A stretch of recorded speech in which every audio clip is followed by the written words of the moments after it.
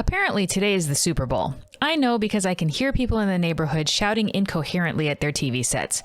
Who am I rooting for? Honestly, I'm rooting for the game to be over, so yeah. Anyway, every week I make a video detailing any video game news that interests me because although Nico and I play a lot of games, he has a tendency to be pretty oblivious to news about them, while I, on the other hand, am pretty obsessed with it. So here's everything I think Nico should know about in game news the week of February 13th, 2022. First off, notable releases. Lost Ark, the Diablo-style MMO developed by Korean developer Smilegate and published in the West by Amazon, released on Friday, February 11th. Everyone and his uncle are playing this game, so if you're on a popular server, expect server queues and the typical frustrations associated with MMO launches. Also, Sifu, a roguelike fighting game released on PlayStation and PC, and the Kingdom Hearts trilogy is now available in cloud version on the Nintendo Switch.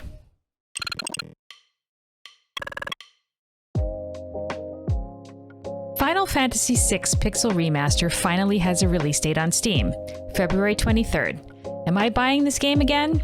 As my baby sister would say, is a frog's ass watertight? In case you haven't noticed, we're a colorful bunch. I know a lot of people who don't have much experience with the Final Fantasy games prior to Final Fantasy VII, which really brought Japanese role-playing games into the spotlight after being a niche category for so long. But Final Fantasy VI is one of two games that I highly recommend to fans of newer Final Fantasy games if they want to experience the greatness that is Final Fantasy. The other is Final Fantasy IV. Final Fantasy VI is in my top 3 games of all time. So even if you don't check out the other Pixel remasters, I highly recommend you check out this one. There's a new cinematic trailer for Horizon Forbidden West, releasing next week on PlayStation 4 and PlayStation 5. I'm tempted to just go straight to playing this one, even though I haven't played the first one yet, because if I wait, I'll never get to it. Too many games. Story of my life, it seems. There's a new trailer for Atomic Heart, a shooter inspired by games like BioShock and Half-Life, which was originally announced in 2017. It's being developed by Russian developer Mundfish for PlayStation, Xbox, and PC, and the trailer gives a release window during the last 4 months of this year. Based on the trailer, combat looks flashy, hectic, and fun, and I highly recommend watching the entire thing at the link in the description below. If you don't understand Russian, you'll want to turn on closed captioning for subtitles, or you can watch the English voice one, but they don't match the face animations. Brad Smith, the president of Microsoft, was interviewed on CNBC where he talked about developing a universal app store. According to Smith, this app store would allow gamers to access any game on any device. Naturally, questions about the Activision Blizzard acquisition came up with regard to the exclusivity of Call of Duty and other games. He said that Call of Duty will continue to be available on the Sony PlayStation and that they'd like to bring it to Nintendo devices. In fact, they want to bring other titles to PlayStation and Nintendo as well. You can watch the whole interview at the link in the description below. As someone who has all the consoles and a gaming PC, having to have all the devices in order to play all the games is something that I've been grumbling about for years. As both Sony and Microsoft continue to make announcements about making games available everywhere, this makes me feel very optimistic about the future of gaming. Now, if only Nintendo would get on board and put their stuff on other platforms. That will probably never happen.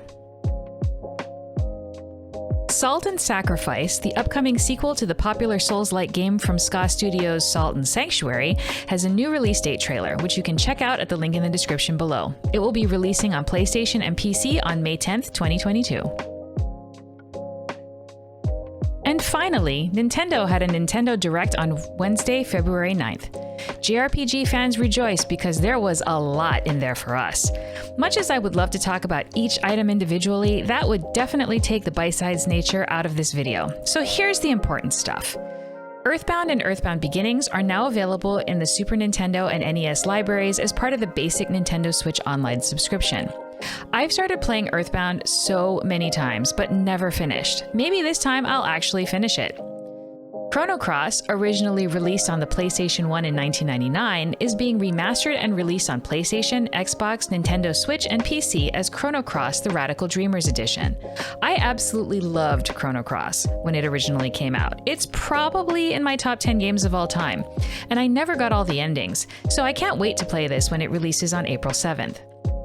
It also includes the text adventure Radical Dreamers, which I've never played at all.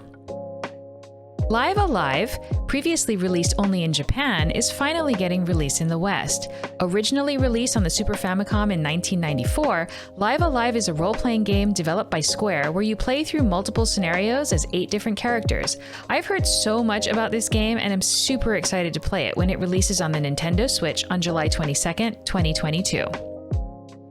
Triangle Strategy, the tactical role-playing game from Square Enix coming to the Nintendo Switch on March 4th, has a new demo that you can play through Chapter 3.